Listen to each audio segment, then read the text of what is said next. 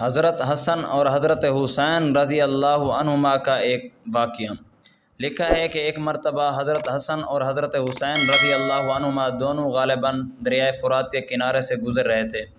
ان دونوں نے دیکھا کہ دریا کے کنارے ایک بڑے میاں وضو کر رہے ہیں، لیکن غلط طریقے سے کر رہے ہیں۔ ان کو خیال آیا کہ ان کو غلطی بتانی چاہیے، اس لیے کہ یہ بھی ایک دینی فریضہ ہے کہ دوسروں کی غلطی کو بتایا جائے، لیکن وہ بڑے ہیں اور ہم چھوٹے ہیں، ان کو کس طریقے سے بتائیں کہ ان کا دل نہ ٹوٹے اور ناراض نہ ہو جائیں۔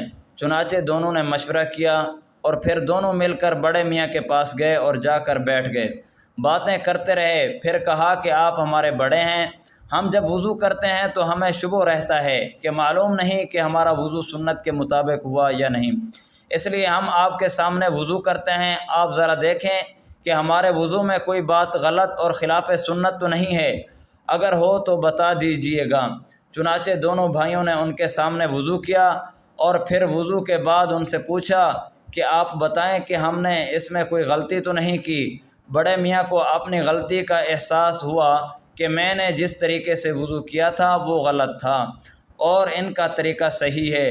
بڑے میاں نے کہا کہ بات دراصل یہ ہے کہ میں نے ہی غلط طریقے سے وضو کیا تھا، اب تمہارے بتانے سے بات واضح ہو گئی، انشاءاللہ تعالی صحیح طریقے سے وضو کروں گا۔